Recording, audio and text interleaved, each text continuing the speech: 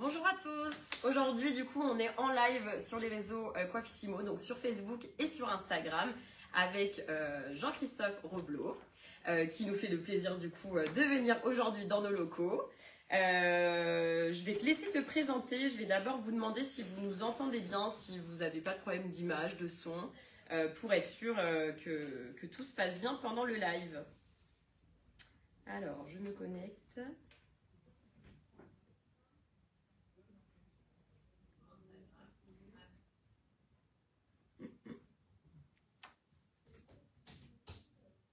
Ok. Tac.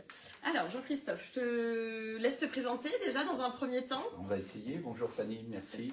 Merci de me donner la parole. Avec plaisir. Me présenter, je viens du monde de la coiffure. Comme je le dis souvent, j'ai 13 600 jours d'expérience. Comme ça donne pas mon âge. Mais ça permet aussi de comprendre qu'effectivement, j'ai de l'expérience dans le monde de la coiffure. Je suis coiffeur de métier. Et puis, je travaille sur la Bourgogne-Franche-Comté. Je suis plus au fauteuil depuis de nombreuses années, mais je travaille avec une équipe de 60 collaborateurs, dont l'âge moyen est de 25 ans.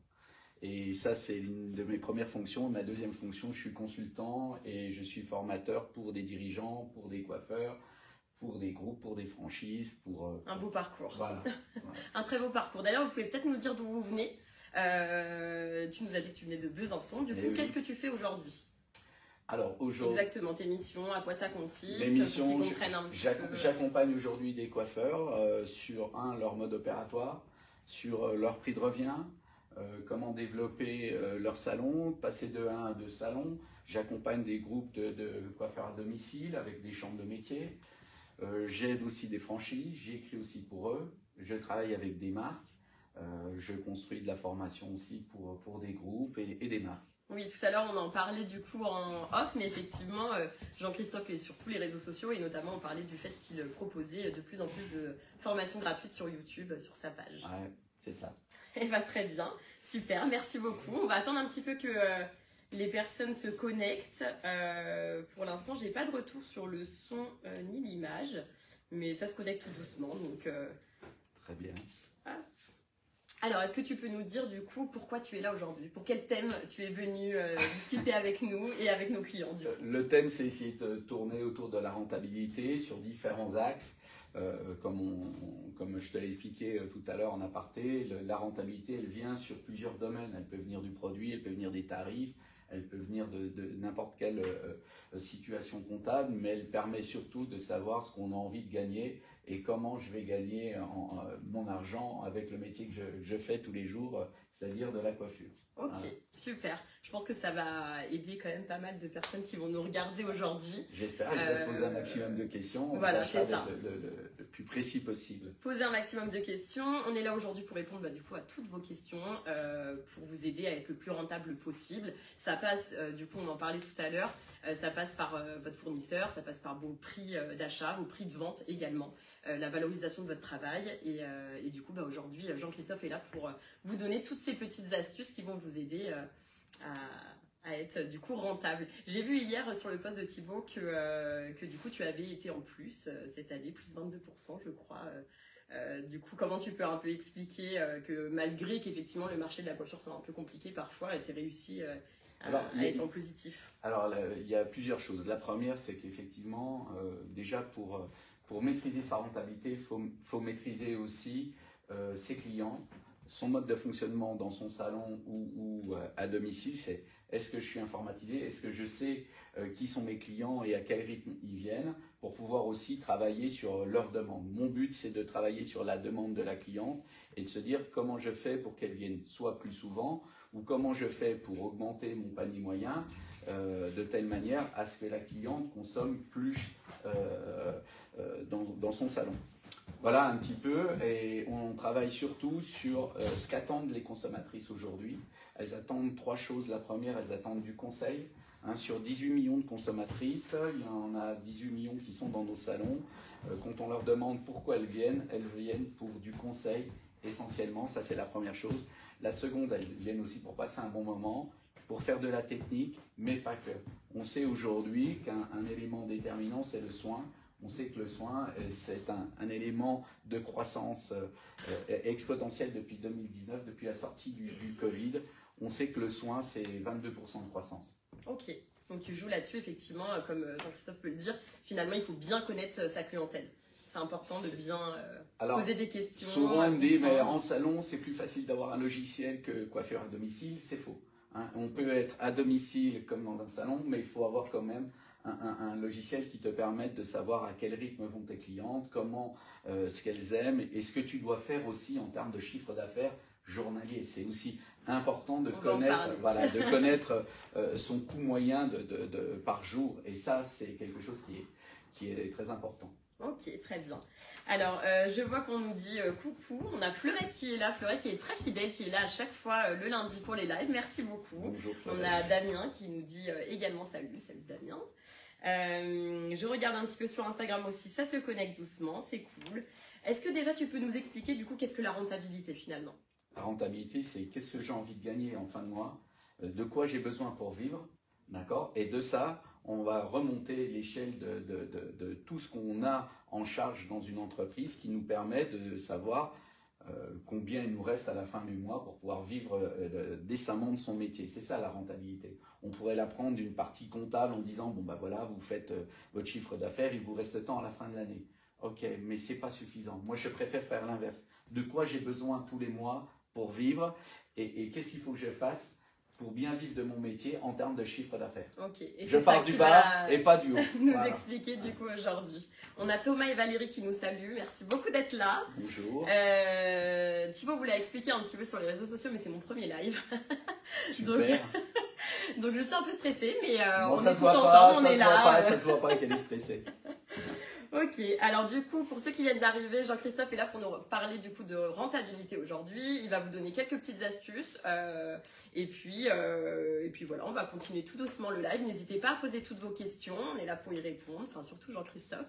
Et voilà. Du coup, comment tu calcules ta rentabilité aujourd'hui? Ben, c'est assez simple, on va prendre ce qu'on appelle un coût minuté. Alors comme ça fait un peu peur. Il y a deux options dans le coût minuté.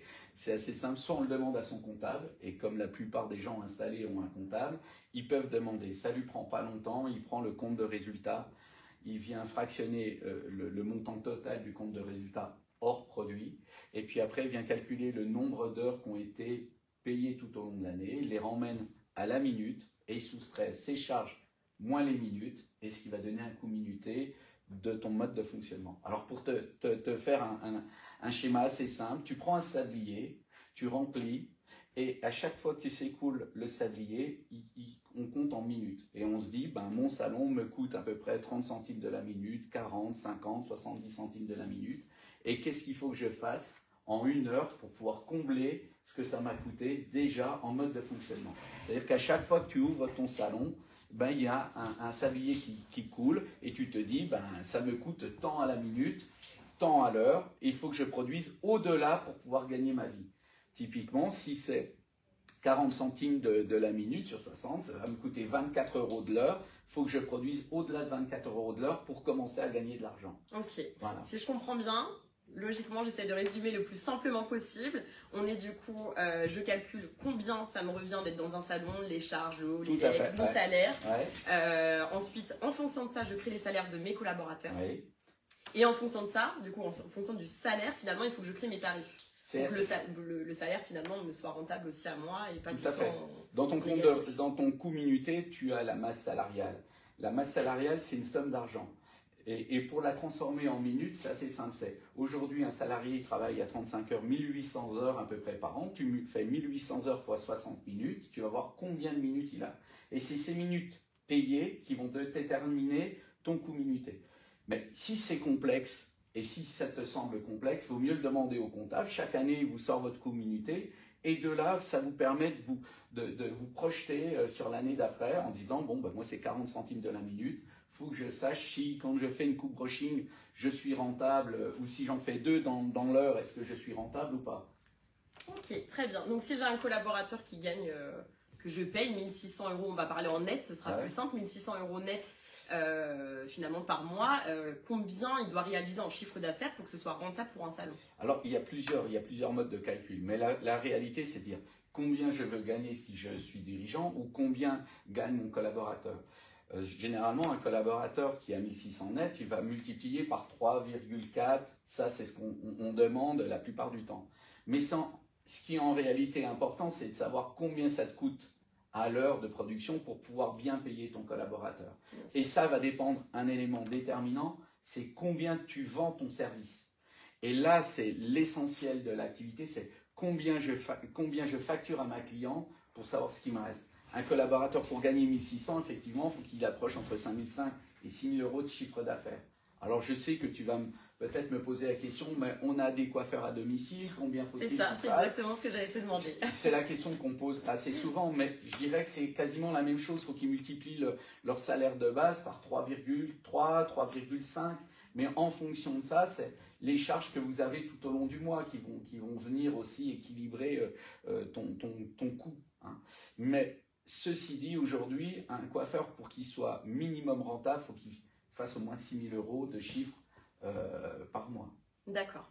Et les coiffeuses à domicile, du coup, qui n'ont pas de charge salariale, alors elles ont d'autres charges, les coiffeuses à domicile, on le sait, elles ont licence. Elles vont demander la même chose à leur comptable. Il va leur calculer leur coût minuté, parce qu'elles ont des charges quand même. Elles ont la voiture, les frais de route, et ça aussi, c'est des charges. Du coup, ce coût minuté va leur permettre. Alors peut-être qu'il sera peut-être inférieur, peut-être qu'elles seront à 5000, mais en sachant le coût minuté, elles vont pouvoir tout de suite savoir ce qu'elles peuvent gagner tous les mois. Et ça permet, une fois que vous maîtrisez ce coût minuté, de vous dire, mais non, mais il faut que j'aille chercher 6 000 tous les mois, ou il faut que j'aille chercher 6 500, et je suis sûr d'avoir 1 500, 2 000 euros voilà, de salaire. Donc toi, tu fais partie de la base, c'est-à-dire de combien ça te revient finalement tous les mois pour calculer tout ça. Ouais. On a Fleurette ici qui nous dit, moi je me fais dans l'autre sens, mais je suis un peu lente, elle me dit, ça fait un tarif élevé pour du domicile. Oui, alors le tarif élevé, c'est la valeur. Moi, je parle d'un principe qui est assez simple, valeur égale prix. Quelle valeur tu donnes à ton service pour pouvoir le vendre? On a tout. Moi, je travaille avec des chambres de métier, j'aide beaucoup de coiffeurs à domicile. Et souvent, je dis à ces coiffeurs, coiffeuses à domicile, vous ne vendez pas assez cher votre service. On prend l'effet inverse. Aujourd'hui, les gens se rendent dans un salon de coiffure, ils font la démarche de se rendre dans un salon de coiffure.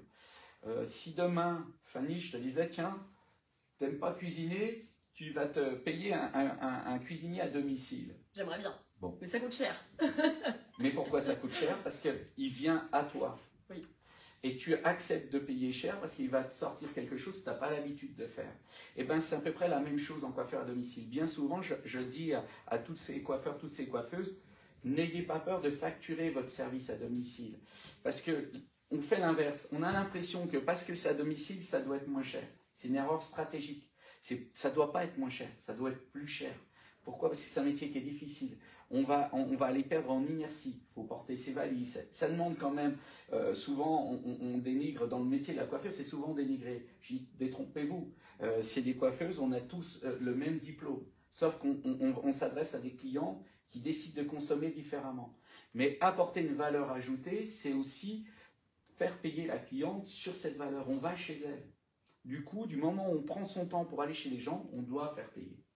On a Théona justement qui nous demandait sur Instagram et pour les micro-entreprises, du coup tu partirais sur la même méthode finalement de mécaniquement, c'est la même chose. Hein, on passe micro parce qu'on est sous un seuil de chiffre d'affaires.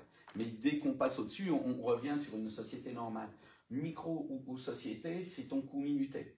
Mais une fois qu'on maîtrise son coût minuté, rien n'empêche d'avoir des marges beaucoup plus supérieures. Hein. Aujourd'hui, vous avez des coiffeurs qui vont vendre un balayage, je parle que le balayage de service, 30 €, et puis il y a des coiffeurs qui vont le vendre 300 €. C'est ça. Mais du coup, où se placer? Parce que tout à l'heure, j'expliquais à Jean-Christophe justement qu'aujourd'hui, sur le marché, on a quand même une grande différence, enfin une grande fourchette de prix. On peut avoir un balayage effectivement dans les 50 € chez un coiffeur, comme on peut avoir un balayage à 600 € chez un autre. Et aujourd'hui, en tant que coiffeur, je trouve ça quand même assez compliqué de savoir où se placer finalement dans cette fourchette. C'est pas où se placer, c'est où sont mes clients qui sont prêts à payer le prix que j'ai envie de facturer. Si tu veux facturer 400 € ton balayage, tu vas être obligé d'avoir une zone de chalandise beaucoup plus grande parce que tu auras beaucoup moins de clientes à aller capter parce qu'elles ne sont pas toutes prêtes à payer 400, 600 euros. Si tu veux aller capter des clientes qui payent 200 euros, tu as aussi une zone de chalandise. Et puis si tu veux capter une clientèle à 35 euros le balayage, tu as aussi une clientèle. C'est qu'est-ce que tu as envie de gagner à chaque fois que tu vas faire un service. Et c'est là qu'il reste important, c'est de se dire, je suis à tel endroit, quelle est ma zone de chalandise?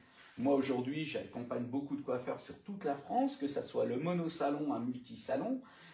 On part toujours du principe, qui sont les clientes que tu as envie de toucher? Qu'est-ce que tu n'as pas envie de faire? Par exemple, moi, aujourd'hui, à l'âge que j'ai, je choisis mes clients. J'ai dit non, je ne vais pas aller là. Mon prix de la journée, il est de temps. Hein, on me dit, non. Pourquoi? Parce que du coup, tu as calculé qu'il fallait tant par jour finalement. Et puis, on a une expérience. Fanny, tu as une expérience, moi j'ai une expérience. Si je dois transmettre une expérience, elle a une valeur. Moi, je me forme à peu près pour 10 000 euros par an. C'est-à-dire que mon niveau de formation personnelle, c'est à peu près 10 000 euros. Si je dois facturer un client à la journée, c'est normal qu'à un moment, ce que j'ai investi, je le retrouve dans mon prix de journée. Et bien, c'est pareil pour une coiffeuse. Il ne faut pas qu'elles aient peur. Bien souvent, je leur dis, vous avez des peurs limitantes. La peur du tarif limite votre ambition. Je rebondis là-dessus parce que du coup, sur Facebook, effectivement, on nous dit mais pourquoi on peut facturer par exemple un service hyper élevé finalement sur Paris plutôt que dans le sud ou en Seine-et-Marne, là par exemple, parce que du coup, elle ne se sent pas forcément légitime et elle se dit qu'il va avoir un combat finalement pour négocier avec la cliente, alors que de base, c'est elle qui propose le service. Fanny, moi je suis de Besançon. Besançon, c'est dans l'est de la France. C'est vrai. D'accord. C'est 6 mois de pluie, 6 mois de neige, tout le reste c'est du beau temps. D'accord. On est en indice-richesse, on n'est pas dans des villes riches. J'ai plusieurs salons avec différents concepts, mais j'ai un salon où le balayage est à 250 euros. D'accord. Comme à Paris. Qu'est-ce que je fais? Je vais chercher une zone de chalandise plus grande, je vais aller taper sur Dijon, Pontarlier, je vais aller chercher une clientèle à 80-100 km. Par contre, on doit être exigeant sur la finition, sur le détail, sur la prestation du salon et tout ce qu'on peut mettre autour. Et du coup, comment tu fais pour les capter, ces personnes-là qui habitent à 100 km finalement de ton salon? Tes réseaux. Et puis la règle numéro 1, c'est le bouche-oreille. Okay. Le bouche-oreille, il va faire que. Et puis derrière, il faut parrainer ses clients. Il faut aimer ses clients. Bien souvent, votre premier produit de publicité, c'est votre cliente. Qu'est-ce que je fais pour qu'elle parle de moi? Aujourd'hui, tu sais, quand tu vas manger au restaurant et que tu demandes à ton ami où est-ce que je peux aller manger, tu vas retenir deux choses. Un, le lieu s'il est joli, et deux, si tu as bien mangé. Et ben, c'est à peu près la même chose quand on fait de la coiffure. C'est ce qu'on appelle avoir une émotion et comment elle dure dans le métier. Et qu'est-ce que tu as laissé dans la trace de ta cliente pour qu'elle parle bien de toi? L'expérience client finalement. C'est l'expérience. Mais en domicile, ça peut être la même chose. C'est quelle attention j'apporte à ma cliente quand je me rends chez elle. Qu'est-ce qui va faire que le petit produit que je vais lui laisser ou la petite attention va faire, cette coiffeuse, elle m'apporte plus que de la coiffure. C'est là créer l'émotion. Et créer une émotion, c'est ce qui donne envie à une cliente de ne pas te quitter et de rester chez toi. On en parlait tout à l'heure de cette expérience, je rebondis là-dessus, parce que je te posais la question en off pour quelque chose de très personnel, mais finalement, est-ce que tu recommanderais de passer sur une formule, finalement, pour pas que la cliente, justement, ait ces déceptions à la fin? On parlait du soin, on parlait du masque, où finalement, on se disait pourquoi pas l'inclure dans une formule plutôt que de le proposer à la prestation. Et souvent, la cliente, finalement, va refuser parce qu'elle se dit qu'elle doit payer en plus quelque chose pour avoir un soin. Et finalement, elle n'aura pas le cheveu doux, le cheveu brillant, comme on peut aimer quand on sort de chez le coiffeur. Et là, du coup, toi, tu me disais que c'était mieux de l'inclure finalement dans une formule. Moi, je suis pour épurer. Pourquoi? Parce que les gens n'ont plus envie de se prendre la tête. Les gens, ils veulent payer. Regarde, on va prendre une grande marque de téléphone avec une pomme. Ils ont 4 téléphones, 4 prix. Tu vas chez les grands restaurants de fast-food, ils ont des menus. Bien sûr, c'est beaucoup plus simple. Aujourd'hui, je pense qu'il ne faut pas dépasser 12 tarifs. Alors je sais ce qu'on va me dire, oui, mais tu sais, la législation, il faut 20 tarifs. Tu mets 20 tarifs si ça te fait plaisir en bas de ta vitrine, d'accord? Mais annonce des tarifs clairs et le moins possible. Pour 2 raisons. Parce que quand toi, tu ne sais pas facturer, dis-toi ton collaborateur, c'est encore moins. Et puis quelque chose que la cliente ne supporte plus en 2024, c'est les suppléments. arrêtez avec les suppléments. Faites votre coût minuté, regardez combien il vous reste quand vous avez fait shampoing, coupe brushing, balayage, ce que vous voulez, et même le soin inclus, et même un produit, et dites-vous, je vends un package complet. Alors je sais, on va me dire, oui, mais si la cliente ne veut pas de ça. Je dis, moi, quand vous allez vous demander un menu dans un fast-food, tout compris, il y a peut-être une chose que vous n'avez pas aimé dedans, mais ils ne vont pas vous le retirer, ils vous le laissent. Parce que c'est comme ça, il ne faut pas avoir peur de dire non, tout est compris. Bien souvent, on me dit oui, mais moi dans les forfaits, il y a des clients qui ne veulent pas couper. Ce n'est pas notre problème. Vous vendez une finalité. Et puis si elle ne veut pas couper, vous êtes pointé, vous n'êtes pas obligé de vendre de la transformation tout le temps. Mais ayez dans votre coût de productivité suffisamment de marge pour. Voilà, alors des fois, vous allez couper, des fois, vous n'allez pas couper dans votre forfait. Mais ce n'est pas grave, tout y est compté. Et pour une consommatrice, c'est simple, vous arrivez, c'est simple, shampoing, coupe couleur, c'est tant, tac, tac, tac, 3 formules en couleur, ou 2 formules en couleur, ou 2 ou 3 formules en balayage. Mais simplifier.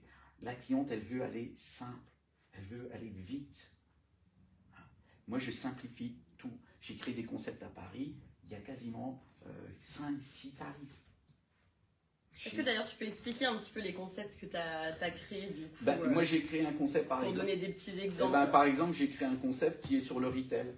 C'est-à-dire chez nous, c'est une consultation. Tu n'as pas le droit de rentrer sans consultation. Consultation emmène à découverte produit. C'est ce qu'on appelle un try me. J'essaye mon produit et avec ce produit, je vais la coiffer. Ça me permet de proposer à la cliente différentes choses de telle manière à ce que quand elle arrive au bac, eh ben, son soin, elle le maîtrise, le shampoing, elle le maîtrise, le service, le coût, elle le maîtrise, parce qu'elle sait le conseil qu'on lui a donné, la consultation, combien ça va lui coûter.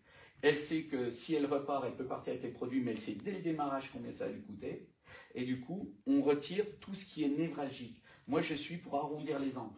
Plus vous arrondissez les angles avant d'attaquer le service, moins vous aurez la pression du service. Déjà, elle ne se pose pas de question de combien elle va payer. Oui, et puis toi, tu te dis, maintenant que je lui ai donné ce tarif-là, il faut vraiment que j'assure sur ce que je vais faire. Et aujourd'hui, chez nous, on est à 35-40% de revente avec des taux de soins à 92%. C'est-à-dire qu'on a quasiment 9 clients sur 10 qui font un soin chez nous au bac. Et pourquoi? Parce qu'aujourd'hui, sur 18 millions de consommatrices, 12 millions de consommatrices veulent absolument un soin en salon de coiffure. C'est-à-dire qu'aujourd'hui, elles attendent beaucoup plus que ce qu'on est en train de faire sur le marché. Et je rappelle que le taux de soins en France, puisque je travaille avec un éditeur de logiciels assez connu en France, qui est, je ne sais pas si j'ai le droit de citer, tu peux le dire, bien sûr. Je travaille avec Microsoft, je suis consultant pour eux, c'est à peine 35% de soins. C'est-à-dire sur 10 clients qui rentrent, il n'y en a que 3 qui ont le droit à un soin. C'est inadmissible pour moi, c'est une faute professionnelle. Voilà. Je suis dur, hein, c'est mon côté piquant, mais vous ne faites pas de soins, ne faites pas de coiffure. C'est pas possible. C'est comme si vous alliez au restaurant et que demain, ils ne vous servent pas de carafe d'eau, ni de pain, ni de serviettes. C'est une faute. Pour moi, c'est une faute de ne pas proposer le soin et qu'il ne fasse pas partie de votre service. On a effectivement Fleurette. Fleurette, je ne sais plus si elle est coiffeuse à domicile ou en salon, mais il me semble qu'elle est à domicile et qui nous dit qu'elle a effectivement, elle a inclus dans son prix le soin sans rinçage. Peut-être plus simple effectivement pour une coiffeuse à domicile. Tout à fait, non mais après il faut adapter suivant son concept. C'est ça. Mais du coup, toi tu nous disais que tu mettais finalement tes produits de revente inclus dans ta formule. En fait, tes clients peuvent repartir avec leurs produits. Et encore plus à domicile. Parce que souvent on me dit oui, Jean-Cri, comment on fait pour vendre des produits à domicile? Mais j'y mets, c'est simple. Vous incluez dans votre formule le shampoing et le masque, de telle manière quand vous allez arriver, ça fasse partie de votre formule. Alors, souvent, elles ne veulent pas s'informatiser. Il y a des formules quand même qui sont assez simples pour avoir un petit logiciel. Mais à la prise de rendez-vous, il faut poser un maximum de questions à la cliente. Est-ce que vous avez les cheveux châtains, blonds, longs, courts, méchés? Et dans vos valises, vous emmenez déjà des choses adaptés. Des produits adaptés. Et quand vous allez faire votre conseil à domicile ou en salon, vous allez présenter déjà les produits qui peuvent lui correspondre. Vous allez chez elle créer de la confiance, et c'est dire elle a anticipé, c'est dire qu'elle est professionnelle. Oui, bien sûr. Voilà. Ça fait sens. Parce que j'aurais pas pensé. Voilà. J'aurais pas pensé, mais finalement le domicile peut vendre effectivement des produits de revente. Aujourd'hui, regarde, il y a eu des grandes marques qui ont fait de vendre à domicile. Oui, c'est sûr. On a tous connu les réunions, Tupperware ou autres, et puis on achète quand on est sur place. Pourquoi? Parce qu'on a installé, la cliente elle est en confiance, et encore plus quand c'est à domicile, elle est chez elle, vous n'avez que du temps à lui consacrer. C'est du sur-mesure. Du coup, c'est inimaginable. Moi, je ne comprends pas qu'on n'expose pas le retail quand on est coiffeur à domicile. Souvent, on me dit oui, c'est difficile. Je dis, non, non, non. C'est le temps que tu passes qui est important et comment tu le consacres à ta cliente. Ok, super, c'est des très bonnes astuces, je te remercie. On parle de rentabilité, du coup forcément quand on parle de rentabilité, on parle de marge aussi. Ouais. On parle souvent de bien choisir son fournisseur. Qu'est-ce que toi tu pourrais donner comme astuce? Qu'est-ce que tu penses des produits finalement à 2,90 € en termes de marge? Alors, moi, j'ai aucune politique tarifaire. On peut travailler à 2,90 comme à 6, mais si on travaille à 2,90, c'est pas pour vendre pas cher.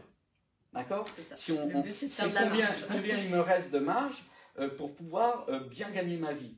Alors, on pourrait dire, est-ce que les produits sont bons, sont pas bons? J'entends tout ça. Depuis, je parcours la France, je visite à peu près une centaine de salons par an. J'entends tout sur les tarifs, j'entends tout sur les produits. Le produit, s'il vous correspond, c'est pas une histoire de prix. Il correspond à la clientèle que je veux toucher et qu'est-ce que je veux gagner. Aujourd'hui, si aujourd'hui tu vends un produit qui est à 2,90, combien je vends ma couleur? Mais si c'est pour te mettre à côté du voisin pour la vendre moins cher, tu te trompes. Parce qu'il faut partir de ton coût minutier pour savoir combien il te reste. Et puis en fonction de ça, tu te dis, ben non, j'ai envie de gagner encore plus sur la couleur. Ou j'ai envie encore de gagner plus sur le balayage. Parce que le produit en lui-même, il représente que 6 à 8% de ton service. Tu l'achètes 2,90 € ou 6 ou 7, c'est combien tu le vends qui va te permettre de savoir combien il te reste. Et pour en venir sur les produits, tu les achètes une fois à ce prix-là. L'année d'après, si tu n'as pas gagné d'argent, ça ne vient pas du produit. Hein, tu vas pas trouver un produit encore moins cher. Si tu ne gagnes pas déjà au démarrage, c'est que tu ne sais pas calculer tes tarifs. Voilà. Le produit te correspond. Mais c'est le mode de consommation. Aujourd'hui, tu peux t'acheter des chaussures à 150 €, puis t'acheter un t-shirt à 10 balles. C'est qu'est-ce que tu as envie de mettre et qu'est-ce que tu as envie de faire ressortir. Ben, c'est la même chose quand tu fais des services. Voilà.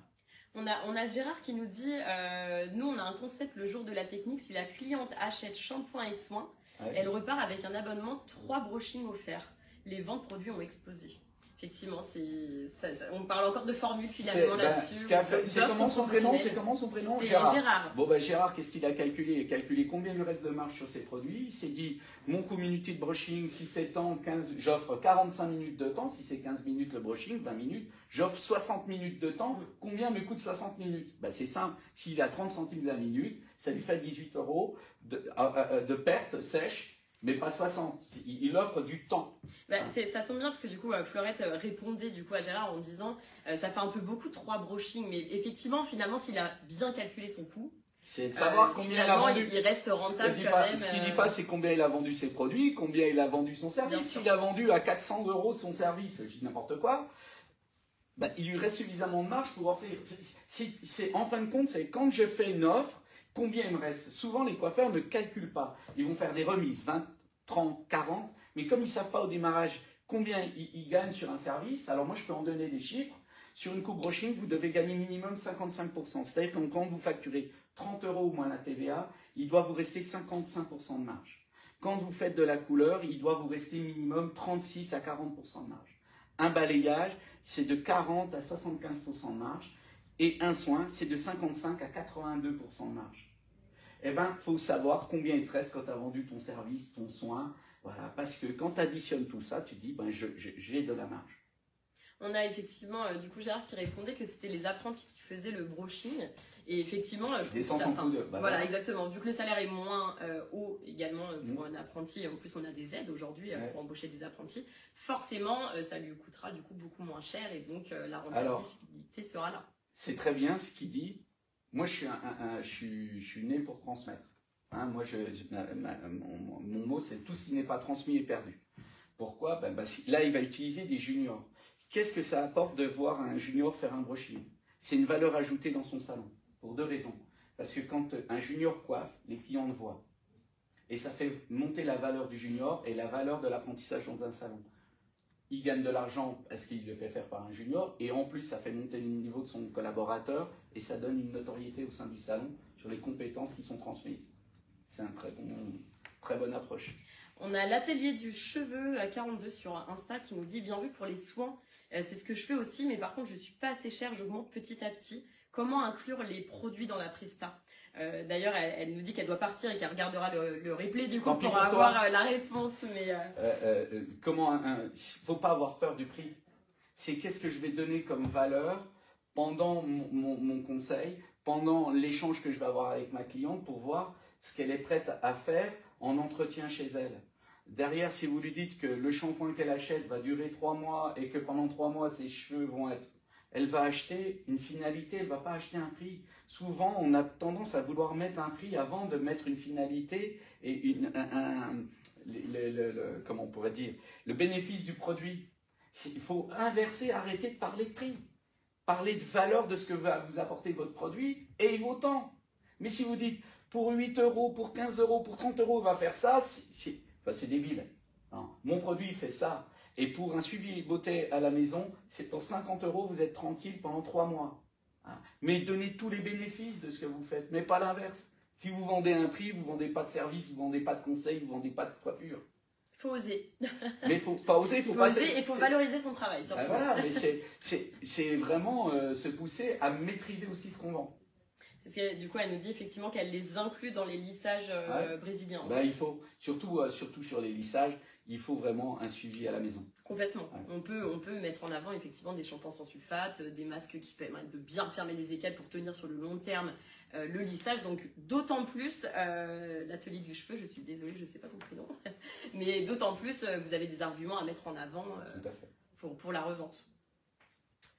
Je regarde juste si on n'a pas de petites questions. Florette nous dit l'idée est top, c'est juste que je me dis que 3 ça fait beaucoup, ok. S'ils sont longs, ces cheveux, elle paye un supplément longueur ou pas? Alors Jean-Christophe nous disait tout à l'heure justement qu'il fallait surtout pas jouer sur les suppléments parce que psychologiquement votre cliente a l'impression de devoir payer encore quelque chose en plus pour avoir une prestation de qualité. Et donc le but c'était de les inclure dans les formules. Déjà, cheveux longs, cheveux courts, faut arrêter. Fanny, tu as les cheveux fins. De couper les cheveux, ça va me prendre, je vais mettre à peu près 8 coups de ciseaux sur une coupe comme la tienne. Le séchage, tu vas vouloir un wavy. Ça veut dire que derrière, tu vas sécher très rapidement, tu vas te serrer et tu vas utiliser un appareil.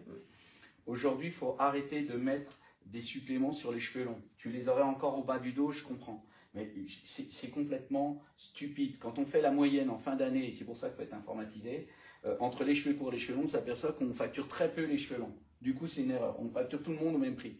Tu as le meilleur temps de faire la moyenne des deux et de faire un coût global.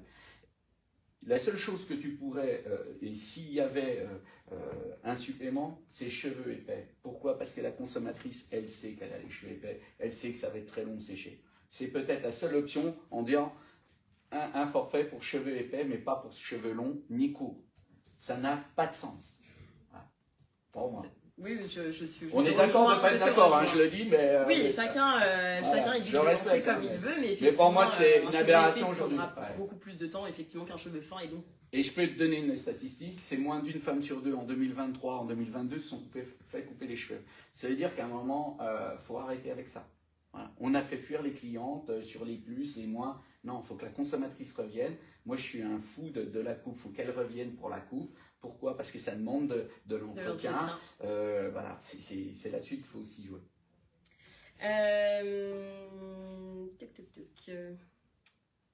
On a Jérôme qui nous dit Ah bah non, bah c'est parti, pardon. Je n'ai plus le commentaire. C'est pas grave. C'est pas grave, il reposera sa question sûrement. Si la femme a des cheveux milieu du dos, oui. Ce sera forcément plus long que des cheveux courts, on nous dit. Oui, mais t'en as combien des clientes qui ont les cheveux au milieu du dos? Si t'en as 8 par jour, ok, mais si t'en as une sur 9 clientes, qu'est-ce que t'en as à faire de vouloir essayer de gratter 20 balles sur elle? Vaut mieux facturer ces 20 balles et puis aller chercher sur les 5 autres 4 euros, 4 euros sur les cheveux courts et tout ça, que de vouloir, voilà, c'est une vitrine pour toi, mais tu vas perdre une seule fois du temps. Alors, à moins que tu sois expert du cheveu long, auquel cas, tous tes forfaits sont calculés pour les cheveux longs. Mais si tu as une cliente sur 10 qui a les cheveux longs, c'est complètement stupide. En plus, tes collaborateurs, la plupart du temps, ils ne savent pas comment facturer. Oui, bien sûr.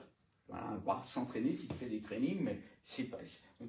Tes cheveux, Fanny, ils ne sont pas dans la catégorie cheveux longs. Ils sont dans la catégorie cheveux fins pour moi. Oui, voilà, c'est sûr. Hein, cheveux faciles à coiffer, ça va vite. Très bien. Donc du coup, est-ce que tu peux nous expliquer finalement comment tu vas calculer ta marge? C'est-à-dire, on a beaucoup de questions parfois qui reviennent sur les réseaux sociaux où on nous demande est-ce qu'on va calculer en hors taxe, en prenant notre prix hors taxe, en prenant notre prix TTC, sachant que les coiffeuses à domicile ne récupèrent pas la TVA. Donc toi, comment tu fais pour calculer finalement ta minute? TVA, pas de TVA. Tu prends ton tarif. On va dire que tu es à 30 € ta coupe brushing. Tu retires la TVA, tu te retrouves à 24. Sur 24, tu as un coût minuté. Il te faut combien de minutes pour couper tes cheveux? S'il te faut 30 minutes ou 15 minutes, voilà, tu calcules ton coût minuté par le temps de ta prestation. Et tu vas voir, peut-être ça va être 12 €. On a dit que tu en avais 24. 24 moins les 12, il te reste 12 € de marge. Peut-être que tu vas avoir le prix du shampoing. On va retirer 1 €. Il te restera 11 €. Tu fais 11 divisé par 24 et tu vas voir la marge que tu dégages. Et là, tu vas dire, oui, je gagne de l'argent quand je coupe les cheveux. Ou non. Et bien souvent, ce n'est pas sur la coupe qu'on perd de l'argent. C'est sur la technique. Les gens ne calculent pas. Calculent pas le prix du produit, le temps passé et ce qu'ils facturent. Moi, j'ai fait des formations, les gens pleurent. J'en ai fait une dans le Nord il n'y a pas longtemps. Il y avait 50 dirigeants. J'en avais 12 qui pleuraient. À chaque fois qu'elle facturait la coloration, elle perdait 2 €. Et je leur dis, augmentez. Il doit vous rester minimum 40% de marge sur une couleur quand vous l'avez facturée. Voilà. Coût du produit, coût d'application, le coût minuté. On part de là. Il doit vous rester de l'argent pour pouvoir... voilà. Pourquoi? Parce que tu peux avoir aussi celui qui gaspille, celui qui met 10% de produit en plus, l'apprenti qui en a mis un peu plus, ou qu'on prépare, qu'ose pas mettre dans son prix suffisamment de produits. Du coup, il perd la marche sur son prix d'application. Il dit, ah ben j'en remets un peu, mais je ne fais pas facturer. Il a mal calculé au démarrage. On a Jérôme du coup qui nous a reposé sa question. Trouver un juste tarif en proposant à la cliente de quitter le salon avec un soin déjà utilisé. Est-ce que tu penses qu'il y a une incidence sur la marge en format revente? Non. Non, il n'y a pas d'incident. Du moment où la cliente elle est persuadée que le produit que tu as conseillé lui convient, qu'est-ce que ça fait qu'elle reparte avec? Il n'y a pas de souci. Dans son format, ça fait partie de votre concept. Aujourd'hui, la coiffure patine. Voilà. Pourquoi? Parce qu'on a peur de se réinventer. On est bourré de peur dans ce métier. Tout le monde a peur de tout. Je dis, mais qu'est-ce qui va vous arriver? Il ne va rien vous arriver. À moins d'avoir un refus de la cliente. Tu ne lui proposes pas, il ne va rien... Propose ton concept, c'est si de repartir avec le produit, fais-le. Et si ça marche, tant mieux. Si ça ne marche pas, t'arrêtes. Tu as perdu quoi? Rien du tout. Et souvent, on anticipe finalement la réaction de la cliente. Alors finalement, c'est peut-être nos propres barrières à nous. Moi, je laissais... alors, c'est pour te dire mon âge. En 2004, je créais les devis et les consultations papier. C'est-à-dire que la cliente, elle savait ce qu'elle allait avoir en consultation et le devis. 2004. Parce que moi, je partais du principe, quand je vais au restaurant, j'aime bien savoir ce que je vais payer et ce que je vais manger. Et quand on a mis ça en place avec mes collaborateurs, il m'a fallu 1 an pour qu'ils comprennent que plus on libérait la cliente de tout ce qui pouvait l'embêter pendant la prestation, il fallait surtout s'en débarrasser.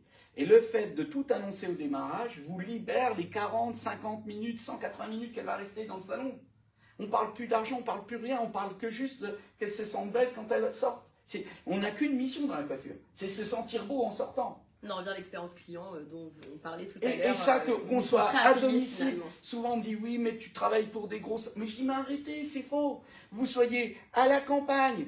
Moi, je viens d'un bourg, il y avait 3000 habitants quand je me suis installé.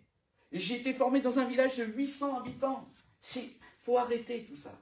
D'ailleurs, peut-être qu'on peut rappeler un petit peu, parce que je vois que ça se connecte un petit peu, qu'est-ce que tu fais aujourd'hui, d'où tu viens, parce qu'on parle beaucoup de tarifs depuis tout à l'heure, et je sais qu'on a eu la question de savoir comment fixer son tarif en fonction de, de la région parisienne ou du sud, par exemple, de la France. Et donc, on a Jean-Christophe qui vient de Besançon, et qui quand même met des prix qui sont justes à ta valorisation de ton travail. Moi, j'ai des salons, j'ai plusieurs salons. J'ai dans des bourgs, que ça soit en Haute-Saône, que ça soit dans le Doubs, dans le Jura, que ce soit des petites villes, des petits villages, c'est pas gênant. Il y a un moment, c'est quelle valeur vous voulez donner à votre travail et combien vous voulez facturer pour que la valeur de ce que vous voulez payer vos collaborateurs ou ce que vous voulez gagner soit en cohérence avec votre travail. Moi, je pense qu'aujourd'hui, je viens de la Franche-Comté, je l'ai dit, j'ai plus de 13 000 jours d'expérience, mais j'ai commencé dans un bourg de 800 habitants et je me suis forgé une expérience comme ça. Après, j'étais dans un bourg de 3000 habitants. Moi, je n'ai pas peur de dire d'où je viens. Je dis, je viens de la campagne, je travaille avec les plus grands aujourd'hui en France, mais mes valeurs de base, elles se transportent sans problème, qu'on soit à Paris, je travaille au Benelux, je travaille en Suisse, je travaille en Espagne, je travaille à la campagne en France, dans des bourgs, dans des villages. Ça n'a pas d'importance, ça. Peut-être que d'ailleurs les personnes qui sont connectées, n'hésitez pas à nous dire d'où vous venez et quel tarif vous mettez en application finalement, par exemple pour une couleur coupe brushing, donc vraiment le plus classique. Et finalement, on verra effectivement qu'on a plusieurs différences. On en parlait tout à l'heure, qu'on a quand même une grosse fourchette sur le marché de prix entre un coiffeur et un autre. Et donc, c'est quand même dur de se fixer en fonction du prix. Donc, tu nous as dit qu'effectivement, il fallait se fixer par rapport à notre coût minute. Ça, on l'a bien compris. Et puis, qu'est-ce qu'on a envie de dégager? Moi, j'ai des amis qui ont des concepts access, qu'on appelle low cost. Je suis très respectueux. Il y a des gens, la coiffure, c'est alimentaire. Puis il y a des gens, la coiffure, c'est la beauté. Ben, qu'est-ce qu'on veut faire dans son concept pour attirer la clientèle de notre concept? Si on veut faire de l'access et attirer une cliente access, on le fait. Il n'y a pas de honte. Il ne faut pas avoir honte avec ça. Et puis si on veut faire plus cher, il ne faut pas avoir peur non plus. Mais il faut être en face avec ses valeurs. Moi, j'ai des copains qui sont sur des salons access. Je suis effaré du chiffre, de la rentabilité qui sort. Par contre, tout est calculé. Ce n'est pas des prix bas pour aller avec des prix bas. Ça veut dire que s'il y a des prix bas, eh ben, il y a plein de services qu'on n'apporte pas parce qu'ils coûtent à l'entreprise. Et si on fait des prix hauts, qu'est-ce qu'on va mettre en valeur absolue sur des prix hauts? Voilà. Donc du coup, alors je te laisse juste retourner un petit peu parce que du coup, petit à petit, on se tourne l'un vers l'autre, mais finalement, je vais finir comme ça. Bon, tout s'est bien passé, mais non, mais j'ai pas de cas ici. Finalement, si on achète un produit qui est access, du coup, dont par exemple notre coloration qui est à 2,90 €, pour toi, il faut pas qu'on joue là-dessus finalement sur notre prix de vente. On est censé du coup quand même appliquer le tarif qu'on aurait appliqué si on achetait une coloration à 7 €. Moi, je cuisine, je vais te donner un exemple. Je cuisine. Tu achètes des pâtes très chères ou des pâtes pas chères. Si tu ne sais pas cuisiner, tes pâtes chères, elles ne seront pas bonnes. Pourquoi? Parce que tu n'auras pas mis les bons aliments, la bonne cuisson et ainsi de suite. Que tu achètes ton tube à 2,90 € ou que tu l'achètes à 7, ça n'a aucune importance aujourd'hui sur ton prix de revente. Si tu veux vendre cher ta couleur en achetant ton tube à 2,90 €, tant mieux. Si tu veux aller chercher 6 € de marge, tant mieux. Aujourd'hui, un coiffeur, c'est 4 femmes sur 10 en France qui se colorent les cheveux dans les salons. Si tu veux aller chercher 5 € de plus sur ta couleur parce que tu l'achètes pas cher, tant mieux. Si tu t'y retrouves, si la cliente s'y retrouve, tout le monde est content. Mais est-ce que la cliente, quand elle rentre, elle sait que tu vas acheter ton tube 2,90 €? Est-ce que la cliente sait que tu vas acheter ta couleur 7 €? Elle ne sait pas, la cliente, ça. C'est toi, mais c'est psychologique de dire « Ah, mais on s'en fout de ça ». La cliente, quand elle sort, c'est le résultat. Si elle se regarde dans la glace, là, elle se trouve belle et c'est tout. Elle fait ça, elle dit super, elle se prend en photo, elle se met sur Instagram. Qu'est-ce qu'on sait? Voilà. Ça, c'est le secret du cuisinier. On a toujours tendance à penser, souvent j'entends sur les tarifs, je travaille avec toutes les marques, on me dit, ouais, tu peux pas dire ça, tu peux pas dire ça, mais je dis, mais attendez, aujourd'hui, c'est ce que vous allez vendre qui est important, pas ce que vous achetez. Voilà.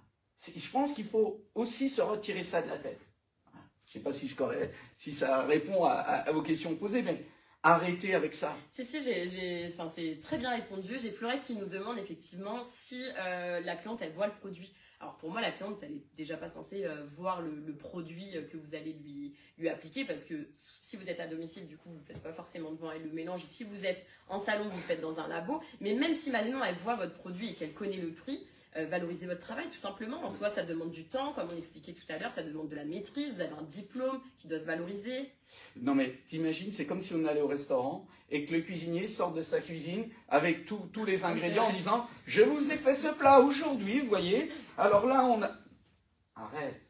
Ce que tu as envie, c'est au moment où tu vas manger, que ça te fasse rêver. Bah, la coiffure, c'est à peu près ça. Il y a une confiance qui s'installe. C'est qu'est-ce que tu vas décider avec la cliente qui est importante, pas ce que tu vas mettre comme produit. Après, tu as ta conscience professionnelle. Si tu trouves que le produit que tu appliques à ta cliente, il correspond à ton besoin de qualité, à ton niveau de qualité, tant mieux. Ce n'est pas le prix du produit. Je pense, qu'est-ce qu'on a envie de faire ressortir dans sa vente et qu'est-ce qu'on veut emporter avec sa cliente en termes d'expérience. Ça, c'est un faux débat. Moi, je dis que c'est un faux débat. Voilà. Tu veux acheter à 2,90, achète à 2,90. Tu veux acheter à 200. Je vais te donner un exemple très simple. Tu as des téléphones qui sont à 1 500 € aujourd'hui sur le marché, et puis tu en as à 400. Et les deux, ils téléphonent, et les deux, ils envoient des MMS, et des SMS, et les deux, ils vont sur Instagram, les deux, ils vont sur Facebook. Mais qu'est-ce que tu as envie d'avoir dans les mains? Oui, bien sûr, c'est un très bon exemple. Alors, arrêtons avec ça. Voilà. Tu as envie d'avoir un téléphone à 1500 balles, tant mieux pour toi. Puis tu as des gens qui disent, moi, je ne vais pas mettre d'argent dans un téléphone, je vais mettre 300 € pour ce que j'en fais. Voilà. Je m'énerve. Hein. Ça répond. Bah oui, mais on sent la passion. Elle m'agace, hein, Fleurette. Non, je n'en veux pas. On rigole bien évidemment, Fleurette. Merci pour toutes ces questions d'ailleurs. Du coup, on a parlé marge, on a parlé effectivement produit Access. Donc on a bien compris que malgré qu'on achète un produit Access qui coûte peu cher, ça ne veut pas dire qu'on doit baisser notre prix de prestation par rapport à la concurrence. Au contraire, toujours valoriser son travail, sa maîtrise. Mais du coup, quand on parle elle rigole Fleurette.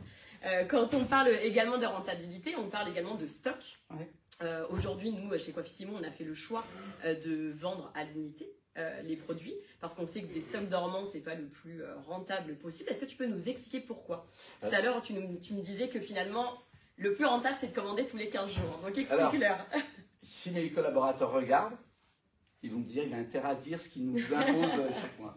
Chez nous, on a des stocks lissés, c'est-à-dire que ce n'est pas des stocks dormants, c'est qu'on a toujours le même niveau de stock. C'est assez simple. Quand tu rentres un nouveau produit, tu sors un ancien, celui qui dort. Comme ça, si tu te dis il faut que j'ai 2000, 3000, 4000, 5000 de stock, c'est toujours linéaire. Pour ça, il faut faire ses inventaires tous les mois. Les gens qui travaillent avec moi font des inventaires tous les mois. Ça, je le dis pour ceux qui ont des salons avec beaucoup de personnel, inventaire tous les mois, mais il faut avoir toujours la même somme.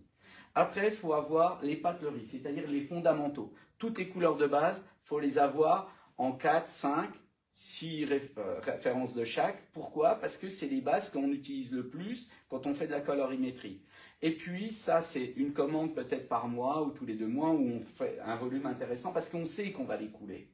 On sait qu'on va utiliser les opérations qui sont faites. Je ne sais pas comment vous gérez vos opérations, mais ce n'est pas grave. C'est quand il y a un coût, il faut le faire parce qu'on sait que si on est à 6 mois de son bilan, 9 mois de son bilan, on va écouler cette base-là.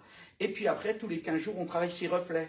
Et on travaille ses reflets et on a un stock tournant tous les 15 jours. Ce qui fait qu'on a une base et on a une rotation très rapide de ces commandes. Chez nous, c'est comme ça. On travaille comme ça. Mes équipes qui ont 25 ans d'âge, hein, je rappelle, chez nous, il y a plus de 50 collaborateurs, ils ont 25 ans. Je leur apprends cette technique-là. Et on évite de manquer de couleurs. Voilà. Et du coup, nous, on sait en tout cas, tu le sais également, en tant que coiffeur, parfois, il y a des périodes un peu plus creuses. Oui. Qui ne nous permettent pas forcément de faire un gros stock sur nos bases, par exemple, même si c'est essentiel et qu'on sait que ça part tous les jours. Qu'est-ce que tu penses du paiement en plusieurs fois? À son fournisseur? À son fournisseur. C'est une bonne question qui arrivera du coup après. Je te remercie. 2 choses. La première, c'est si on a la possibilité de payer en plusieurs fois, ça a un seul avantage. C'est un bel avantage. Pourquoi? Ça permet de faire des coûts. En sachant que si on paye sur 2 mois ou 3 mois, on se donne 90 jours pour consommer ce qu'on a acheté de manière intelligente et de ne pas perturber trop sa trésorerie. Ça, c'est la première chose. Quand on peut le faire, il faut le faire. Moi, c'est un avis. Plus on étale dans le temps, plus on peut faire des coûts intéressants en coiffure. Chez moi, quand on peut faire un coup, on le fait. Si on est au 31 décembre et puis qu'il y a un gros coup, oui, je peux charger aussi les stocks un petit peu plus. Pourquoi? Parce que je sais que cette matière première, je vais pouvoir l'utiliser. Par contre, si c'est un produit qui ne sort pas, qui va sortir tous les 120, 150 jours, non, ça ne vaut pas le coup. Parce que dans ta couleur aussi, je te le dis, Fanny, tu as des couleurs qui sont en rotation rapide. C'est-à-dire que des couleurs de base vont sortir plusieurs fois dans le mois, alors que tu vas une certaine couleur, elle va sortir tous les 130 jours, tous les 140 jours. C'est pour ça qu'il faut la commander tous les 15 jours et avoir un stock minimum à ce niveau-là pour avoir une bonne rotation. C'est pour ça que le paiement en 3 fois, quand on peut le faire avec son fournisseur, il faut le faire. Donc du coup, si je vends beaucoup de 5, 6 et 7 par exemple, Oui. je commande tous les mois du coup une grosse commande sur mes bases, mais par contre je fais du réassort sur mes reflets tous les 15 jours. Ouais. Ça c'est du flux tendu que tu m'expliquais, Quand je fais finalement plus rentable. Quand je fais des audits dans des salons, bien souvent j'entends toujours la même chose. Parce que j'audite le dirigeant, puis j'audite les collaborateurs. Puis jamais avec le dirigeant à côté. Il manque toujours de la couleur, me dit. Il manque beaucoup de couleur. Oui, il manque toujours de la couleur. Mais qu'est-ce qu'il faut? Bon, on aurait que des bases, ça serait déjà pas mal. Hein, parce que quand il faut faire du 5 et puis qu'on a que du 10 puis du 2, si vous voulez, je veux bien être... il y a un moment, il faut arrêter. Et on a beaucoup de dirigeants comme ça. Ils disent, oui, il n'y a qu'à mélanger. Sauf que le il n'y a qu'à mélanger, c'est il n'y a qu'à défaut, retour client, pas content, et on perd la cliente. Alors, le il y a qu'à, c'est bien, mais ça coûte de l'argent. C'est plutôt de dire qu'est-ce qu'il ne faut pas manquer absolument pour pouvoir avoir le moins de retours possible. Il faut avoir des bases. Ça permet également de créer des colorations, des nuances. On en parlait tout à l'heure, des nuances effectivement que vous n'avez pas forcément en salon, pouvoir les créer. En fait, si vous avez les petites bases, les minimums entre guillemets à avoir en salon ou à domicile d'ailleurs. Tu as rebondi du coup à ma question en me demandant si c'était de paiement en plusieurs fois vis-à-vis de ton fournisseur. Ouais. Mais du coup, est-ce que toi tu appliques le paiement en plusieurs fois pour tes clients ton salon? Oui, ça fait un peu plus d'un an et demi. On est en paiement 3 fois. Pourquoi? Parce que le paiement en 3 fois te permet d'augmenter de 20% ton panier. C'est-à-dire qu'une cliente qui vient t'acheter une prestation, elle va consommer 20% supplémentaire le fait de pouvoir payer en 3 fois. Pour les services longs, les lissages, pour le matériel. Il faut savoir que le matériel, sécheux, styler, ce que vous voulez, il est plus facile de demander un paiement en 3 fois, de proposer un paiement en 3 fois à la cliente pour passer un seuil psychologique. Le seuil psychologique, chez la consommatrice, il est de 180 €. Il faut savoir qu'une consommatrice, à 180 €, elle est prête à payer en une fois. Passer 180 €, si on peut lui faire payer en 3 fois, elle le fera ou 4 fois. En sachant que le paiement en 3 fois, c'est un minimum de 100 €. D'accord ? Mais nous, on a vu qu'on avait augmenté notre potentiel de revente matérielle, de gros services, parce qu'on avait le paiement en 3 fois. Aujourd'hui, c'est rentré dans les mœurs. C'est plus une gêne de dire si vous le souhaitez. Voilà. Par contre, ce qu'il faut faire, c'est si on le fait, faut en parler. Et en parler, c'est pas blablabla. En parler, c'est créer ce qu'on appelle des clés de lecture. Derrière moi, il y a le nom d'une marque. Quapissimo. On sait où je suis. Je suis pas chez Tartampion. D'accord? Et ben, c'est à peu près la même chose. C'est ça une clé de lecture. C'est de dire à un moment, mettez un cadre et dites ici, vous avez le droit de payer en 3 ou 4 fois. Ici, nous proposons tel soin. Ici, faut parler à la cliente. D'accord? Alors là, on nous dit, effectivement, j'avais pensé à faire plusieurs chèques. Mais Jean-Christophe a une solution, alors je ne sais pas si c'est bien ou pas, arrêtez les chèques. mais qui m'a expliqué effectivement, qui est hyper facile d'utilisation, où finalement vous êtes payé en plus directement et c'est la cliente qui est débitée finalement tous les mois. Le 3 chèques, c'est une erreur. C'est une erreur comptable. Vous faites une erreur comptable. Vous avez produit pendant 1h30, 2 heures et vous dites à la cliente, vous avez payé sur 3 mois. Oh, vous êtes fou quoi. Ça va pas. Non. Elle paye, elle est débitée en 3 fois sur son compte, mais toi, tu touches le cash. Aujourd'hui, il y a une petite commission, mais c'est quoi 2% de commission quand tu es payé tout de suite sur un gros service? Et ça permet d'augmenter le panier moyen en plus de votre client. 16% en moyenne, c'est 16% les statistiques sur le paiement en 3 fois. Et puis, quand on a du matériel, tout ça, souvent, il faut savoir que le matériel sèche-cheveux, tout ce qui est styler, c'est vendu en cadeau. Il faut savoir que 66% du déclenchement du matériel électrique, c'est un cadeau pour sa sœur, pour sa mère, pour sa tante, sa grand-mère, son amant, n'importe qui. On achète le matériel pour offrir à quelqu'un. Alors, il faut en avoir. Voilà. Ok, toi, en tout cas, tu as vu effectivement les résultats sur ton panier moyen j'ai des en stats proposant qui sont, 3 fois. Voilà, ouais, tout à fait. Ok, très bien. Et merci beaucoup pour ça. Merci Fanny. En tout cas. Ouais, merci pour ce live. Du coup, tu me parlais tout à l'heure tu sais, on parlait des prestations complémentaires, oui. Donc des forfaits. Du coup, toi, pour le coup, la prestation complémentaire, tu ne la proposes pas en salon. Mais si, on en a. Mais c'est quoi du complémentaire? Ça va être le chignon. Okay. Ça va être des choses comme ça va être un lissage, un botox, un lissage machin, enfin un service bien à part. Mais ça, c'est dans une catégorie de menu. On vient présenter l'ensemble de nos services les plus simples, les plus rapides. quand la consommatrice va aller voir, et puis quand elle veut un service sur mesure, on appelle ça, que ce soit lissage, que ce soit un autre service, c'est une catégorie, mais qu'on peut vendre cher, parce que ils sont à part de ce qu'on a dans son menu classique. Mais il faut un minimum avoir le peu de tarifs possible pour que ce soit clair. La cliente, elle a besoin d'aller rapidement. J'ai répondu là, j'ai pas répondu. Je vois son regard. Je rigole, mais parce qu'on me dit, il se retourne encore de plus en plus et on ne va plus le voir. Bon, je me mets devant. Pardon. Je pense que les mais c'est ses yeux, je suis attiré par ses yeux. Parce que les miens sont pas jolis, vous voyez, ils sont fumés, voilà. Non, je m'excuse, je reviens devant. On parlait du fait que du coup, les coiffeurs, il y a des salons de coiffure qui du coup proposent des prestations, par exemple le mardi en période creuse. Le mardi, ils proposent que ce soit par exemple moins 20% supplémentaire, par exemple, enfin supplémentaire ou non d'ailleurs, sur la coupe brushing par exemple. Qu'est-ce que tu penses de cette stratégie finalement commerciale de mettre en avant le mardi, le jeudi, le vendredi, peu importe, une promotion voilà, pour les étudiants, pour la coupe. C'est assez simple. S'ils sont informatisés avec un éditeur, un logiciel et qu'ils ont des prises de rendez-vous, ils savent quels sont ce qu'on appelle les taux d'occupation sur une semaine.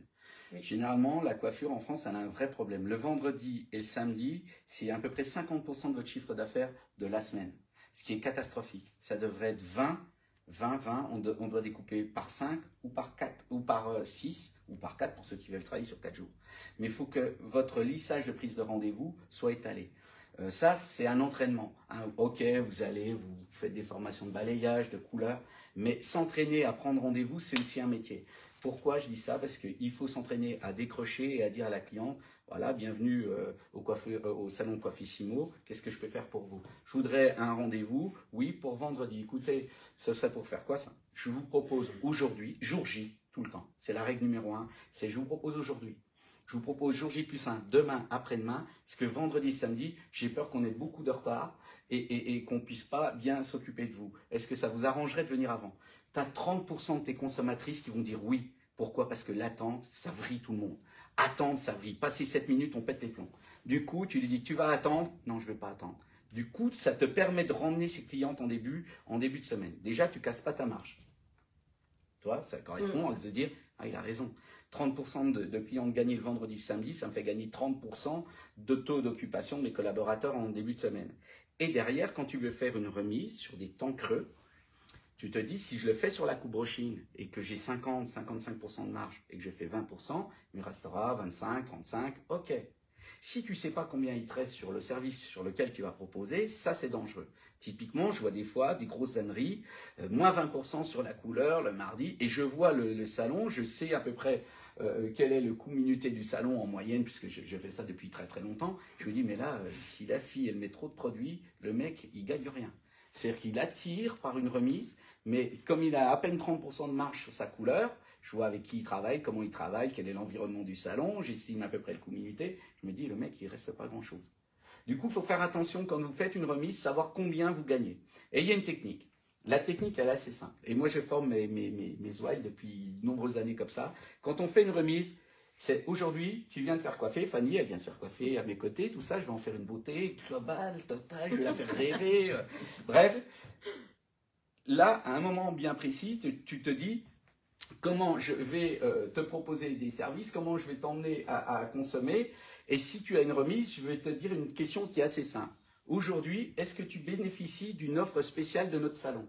Si la cliente dit non, j'en ai jamais reçu. Ça tombe bien, on va rechecker ta prise de fiche et du coup on va tout mettre, son adresse, son numéro de téléphone, son âge, j'insiste, je le dis cash. Si vous ne demandez pas son âge, vous faites une erreur professionnelle. Il faut avoir l'âge de la cliente. Pourquoi? Ça va vous permettre de savoir quels sont les 15-25, 26-35, 36-45, 45-56 et plus. Et ça te permet de bien connaître sa cible tout à l'heure pour bien pouvoir proposer le produit adapté. Là, tu vas me dire, oui, je bénéficie d'une offre moins 20% sur la couleur. Génial, alors bienvenue. Et qu'est-ce qu'on va faire? On va s'entraîner à se dire, comme elle a une remise, je vais la faire rêver pour l'emmener à consommer plus. Profitez-en. Aujourd'hui, vous bénéficiez 12 € sur la couleur, je dis n'importe quoi, pour découvrir soit notre nouveau soin, soit notre nouveau produit, soit notre nouveau service. Et qu'est-ce que tu fais? Que d'offrir 12 € de remise, souvent tu n'en perds que 3 ou 4, ou des fois tu en gagnes. Et moi, qui ai travaillé le parrainage, qui a travaillé tout ça avec beaucoup de recul, aujourd'hui, mes équipes sont entraînées à demander aux clientes ce qu'elles ont, de quoi elles bénéficient. Et on ne perd pas sur le panier moyen, on perd très peu. On peut effectivement, alors il y a Laure qui nous rejoint. Bonjour Laure. Je vous rassure, le replay sera disponible sur nos réseaux sociaux. Mais pas longtemps. Hein. Pour toujours. mais effectivement, on peut peut-être rappeler du coup qu'est-ce que tu fais dans la vie, parce que du coup tu nous parles du fait que tu vois un salon, que tout de suite tu arrives à savoir quel coup minute il va avoir. Moi je suis consultant. D'accord. Je suis consultant dans l'accompagnement des salons de coiffure, que ce soit le monosalon, multisalon, franchise, marque. Et mon but, c'est d'auditer les salons, de faire une analyse à 360, c'est-à-dire que j'emmène le dirigeant à savoir ce qu'il gagne dans ses services, comment il doit payer ses collaborateurs, quelle stratégie il doit faire, comment il entraîne ses collègues, comment il les fait rêver, comment il emmène un jeune qui a 25 ans quand il en a 50, comment il emmène un jeune quand il a 25 ans, il en a 35, parce qu'on ne parle pas de la même manière. C'est-à-dire que j'emmène un pavé complet à ce dirigeant et je lui donne ce qu'on appelle des éléments tiroirs. Il choisit ses priorités avec ce qu'on a défini lors de l'audit. S'il faut qu'il parte en formation sur le balayage, s'il faut qu'il augmente ses coûts minutés ou ses tarifs, je l'aide à passer le cap pour bien facturer. Très bien, je te remercie. Voilà. On vend aujourd'hui des produits de revente finalement à nos clientes Oui. à un certain prix. Oui. C'est vrai que nous, chez Coiffissimo, on a sorti nos shampoings et soins du coup format technique et on nous pose tout le temps la question pourquoi vous n'avez pas fait de format revente. Alors nous, on l'explique, il y a une raison, c'est qu'on croit à ce format technique. On croit au fait qu'on peut vendre à nos clientes un format technique et du coup effectivement tout à l'heure on en parlait et tu m'as donné une bonne technique de vente et du coup je voulais que tu la partages à tout le monde. Je vais la partager, elle est gratuite. Elle est gratuite. Tu m'as pas dit, vous payez ou pas? Parce qu'il faut mettre... non. Arrêtons d'appeler ça des formats techniques. Next, interdit de dire ça. Format d'un litre, format familial. Mais pas technique. Quand vous dites à une consommatrice, je vous vends le litre, c'est un format familial, ça a deux avantages. Ça veut dire que déjà, elle va faire des économies. Familial, famille. Économie. Oui. Si vous dites technique, on se dit, il vend un produit professionnel qu'il n'aurait peut-être pas le droit de vendre à une consommatrice. Vous vous trompez. Il y a deux raisons. Pourquoi? Parce qu'on va y venir mécaniquement. Tout le monde passe de 500 ml à 1 litre pour deux raisons. La première, déjà, quand la cliente elle a le litre dans sa salle de bain, elle vous voit pendant 3 mois. C'est-à-dire que tous les jours, elle couche avec votre marque, elle se lève avec votre marque, elle se douche le soir, se douche le matin, elle voit la marque.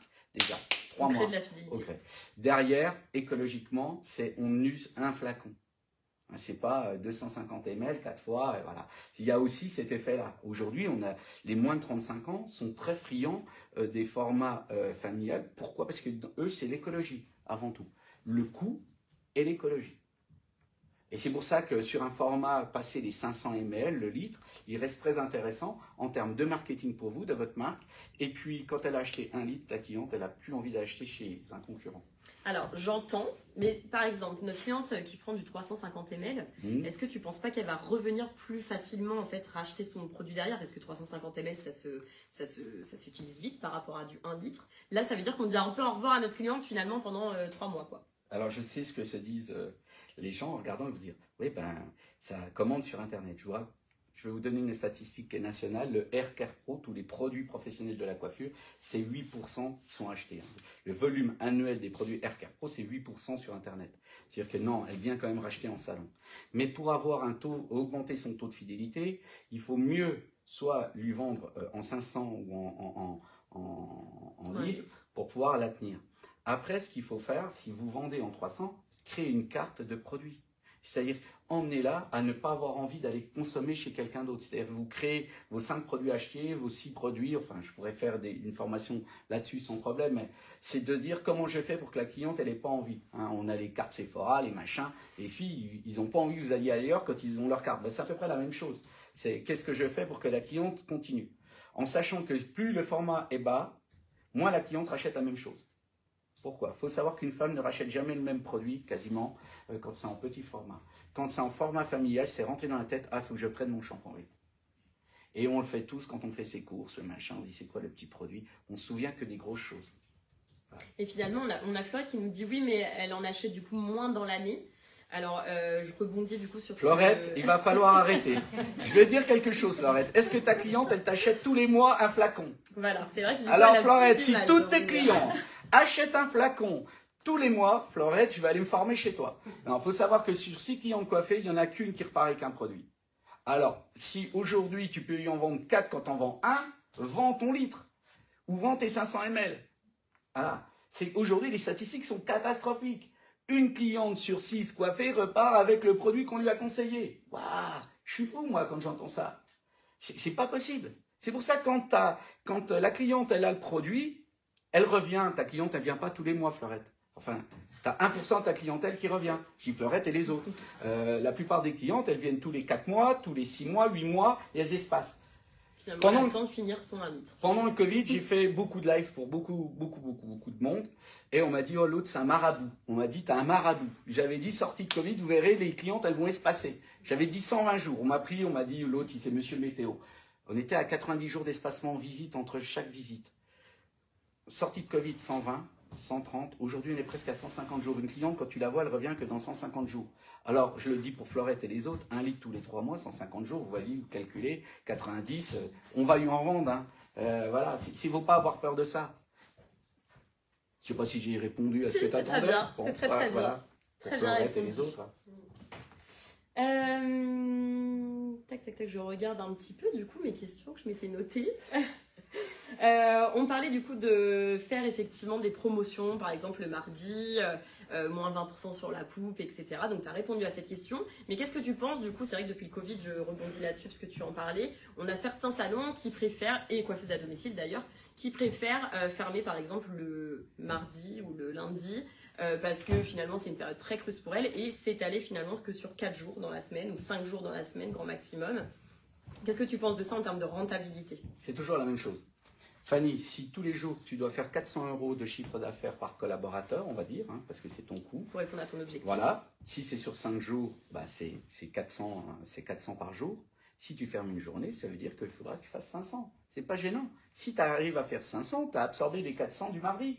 Moi, j'ai plein de collègues qui ferment le mardi aujourd'hui. Ils ne trouvent pas de personnel, c'est compliqué, enfin, ils ont toujours quelque chose. Mais bah, fermez. Si votre coût économique vous permet de fermer, fermez. Mais par contre, soit vous augmentez vos tarifs, soit vous augmentez votre productivité les jours qui restent. Hein, souvent on me dit, ouais, la nouvelle génération, ils me vendent les samedis, tu vois, nanana, j'entends toutes ces conneries tout le temps. Je dis, waouh, là, vous avez vieilli, là, next, il faut peut-être changer de métier.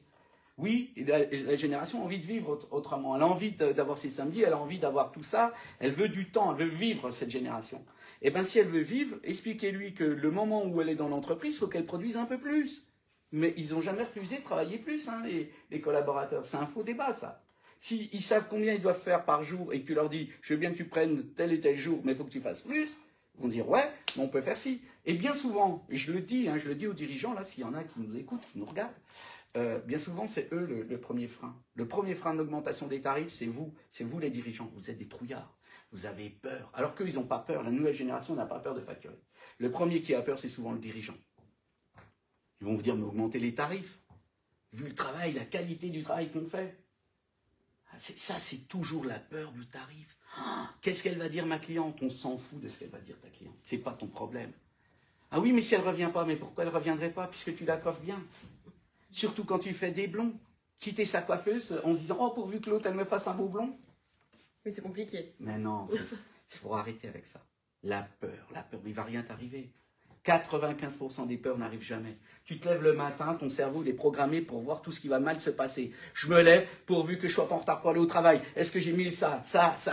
Et puis Madame Durand qui va arriver à 8h. Ah, puis ça va être l'enfer. Ah, puis l'autre... Puis le soir, quand tu te couches, tu dis, bah non, il n'y a rien arrivé de ce que je pensais. Tu as mis ton cerveau en vrac dès le matin. Non, il ne va rien t'arriver. Vaut mieux perdre 3% de clientes. D'accord. Et puis garder celle avec qui tu te fais plaisir. C'est sûr. Je vous le rappelle quand même, Jean-Christophe, avant d'être conseiller, etc., sur la rentabilité, c'est quand même un coiffeur qui a du salon et qui sait du coup effectivement mais j'ai une batterie de diplômes. Hein. C'est ça. Parce qu'à l'époque, c'était CAP dame, CAP homme, barbeur, mention complémentaire, brevet de maîtrise, master. Il connaît vos clientes, effectivement. Non, il a sûrement déjà eu également ses freins d'augmentation de prix, mais c'est en testant finalement qu'il a vu que ça marchait. Et il n'y a pas de raison. J'ai un mentor qui m'a formé étant jeune, qui m'avait giflé. Il m'avait dit, mais le travail que tu fais, t'as beau être à la campagne, tout ça, parce que je faisais des formations à Paris à l'époque, et je peux vous dire que les formations, c'était pas 300 balles. Hein, c'était à valeur réelle, vous pouvez mettre 5000. Et le mec te dit, mais qu'est-ce qui t'empêche de te monter? Et il m'avait, devant tout le monde, moi j'étais avec des salons de grandes villes, tout ça, puis moi j'étais dans mon bourg. Je disais, mais non, mais moi je suis dans un bourg. Et l'autre, il dit, t'es fou, quoi. Et il m'avait détruit, il m'avait dit, mais non, arrête, n'aie pas peur de ça, il va rien t'arriver. Et quand j'ai ouvert en 95 ce salon dans ce bourg, j'étais seul, je l'ai vendu 8 ans après, on était 7. Il y avait 2200 habitants. On faisait un chiffre qui était supérieur des chiffres de ville. Tout ça, c'est dans la tête. Rien ne va rien vous arriver. Je vous le dis tout de suite, il ne peut rien vous arriver. Il était à la campagne aussi. Ben, j'étais à la campagne, moi je suis né à la campagne, moi j'ai l'odeur de la... Voilà, d'ailleurs quand je travaille beaucoup à Paris, vous savez que dans 2 heures, je suis au derrière des vaches, hein, je sentirai, voilà... J'ai pas de souci avec ça. Bah, je te remercie. Est-ce que tu as un ou deux conseils en plus à donner, hormis le fait de vraiment calculer finalement sa rentabilité sur le coût minute? Les conseils que j'aurais à donner aux gens qui nous regardent, c'est retirer la peur, écouter vos collaborateurs. Il y a une chose que je donne en cours, en management tout le temps. Je dis, prenez le temps, une demi-heure toutes les semaines à écouter vos collaborateurs. Mais c'est pas tous les semaines en train de boire un café à côté de la machine à café. C'est dire, Fanny, j'aimerais bien qu'on se voit. Et quand on se voit, il y a une technique. On va la faire à l'italienne. Hein, en France, quand tu vas manger avec ton conjoint, tu manges en tête à tête, d'accord? Mais t'es loin. Tu vois, on est loin. On est loin. Si on mange à l'italienne, à l'angle de la table, on est prêt. Du coup, vous prenez ce moment, vous vous installez à côté de votre collaborateur et vous écoutez ce qu'il a à vous dire. Et prenez le temps. On dit, ouais, mais tu vois pas, on n'a pas le temps. Je rappelle quand même que le taux d'occupation en coiffure, c'est 64%. C'est-à-dire que quand vous payez quelqu'un 150 heures par mois, 151 heures 67, il produit en fin de compte que 60%. Il y a 40%, il ne produit pas. Et puis en janvier-février, c'est 44%. C'est-à-dire du temps à consacrer à ses collaborateurs, vous en avez. Si soit vous n'avez pas envie de passer du temps, auquel cas il faut absolument les écouter. Parce qu'eux, ils vont vous donner l'énergie de faire des nouveaux services ou des nouveaux tarifs. Voilà. Moi, je suis pour... Chez moi, on est un peu plus de 5 ans. Je suis le daron du truc. Ils ont 25 ans. Le groupe est géré que par les collaborateurs. On a ce qu'on appelle des love can do. C'est aime ce que tu aimes faire, fais ce que tu aimes faire et fais le bien. Et tout ce petit monde s'organise au niveau de la formation, au niveau des réseaux, au niveau des produits, des nouveaux produits. Et tout ce petit monde, je les vois une fois par mois. Et ils me disent, Jean-Cri, on fait ça, on fait ça. OK. Des fois, ça me gratte. Je me dis, mais c'est eux qui ont raison. À 95%, c'est toujours eux qui ont raison. Les 5%, c'est l'échec. Mais 5 sur 95, ça vaut le coup de se tromper, non? C'est sûr. Voilà. Et du coup, tous ces conseils-là, parce qu'aujourd'hui, tu es consultant quand même, comment on te contacte si on a besoin effectivement d'avoir tous ces conseils pour notre salon ou pour la coiffure à domicile, par exemple? Alors, on a eu les questions aujourd'hui. J'avais pas de site internet. Non, mais c'est vrai, j'ai pas de site internet, mais c'est que par les réseaux. Vous me trouvez sur Instagram, Jean-Christophe Robleau, dit Monsieur Wasabi, sur Facebook. Voilà, ou autrement, vous aurez tout sur Instagram, il y a tout, tout est marqué, mon mail et tout ça, mais vous pouvez me contacter, je réponds à 99,9% à tous les gens qui m'écrivent sur les réseaux. Et donc c'est comme ça, tu te déplaces en fait directement dans leur salon, tu fais un audit avec eux. Je fais que du sur-mesure et je fais ce qu'on appelle des clauses de confidentialité. Si je travaille avec toi, Fanny, je viens, je te fais signer une clause de confidentialité. Ce qu'on se dit, ça ne sort pas de chez nous. On peut le faire à distance, on peut le faire en physique, et puis après, je peux faire de l'accompagnement mensuel, trimestriel. J'aide des coiffeurs à Rochefort, j'ai fait un premier audit chez eux, et puis on a un programme sur 6 mois. J'aide cette jeune dirigeante, parce que souvent, quand ils veulent passer à 2 salons, ils ne savent pas. Je leur dis attention, l'effet élastique et tout ça, et je les accompagne comme ça. Voilà. J'ai différentes formules, où des fois, j'ai des gens qui me disent tu peux juste nous coacher sur ça, ça, ça. Là, j'étais à Paris, j'accompagne quelques salons. Bon, sur des missions bien précises. Voilà, okay. On peut me contacter comme ça.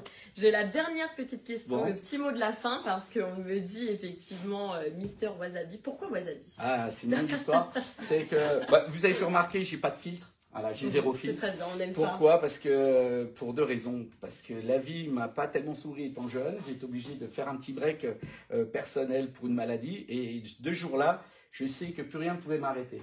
Et je faisais une conférence et très grande, je sais pas, il y avait une centaine de personnes et à la fin je demande souvent est-ce que vous avez des questions, des remarques, et il y a quelqu'un qui se lève et qui se dit mais vous êtes trop piquant, c'est horrible, vous êtes trop piquant, et je dis ben, c'est normal, je suis wasabi.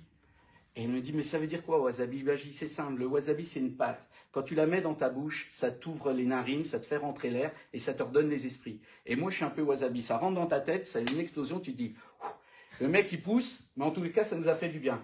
On n'aime pas, mais on s'en fout. Le principal, c'est que ça réveille quelque chose chez toi. Donc ça, du coup, puis ma fille qui est graphiste m'a fait le logo Monsieur Wasabi. Voilà. C'est comme ça qu'est parti. Voilà. Super. Et ben merci beaucoup. Merci à vous tous. Merci pour l'invitation, Fanny. Puis merci aux gens qui sont connectés. Puis retrouvez-moi sur ma page. Puis mettez comme quoi vous aimez. Voilà, exactement. Allez voir du coup ses réseaux. N'hésitez pas à lui poser toutes vos questions du coup également en message privé. Pour les personnes qui sont arrivées un petit peu après, vous inquiétez pas, le replay sera disponible sur Facebook et sur Instagram. Et puis on se retrouve très rapidement pour d'autres lives.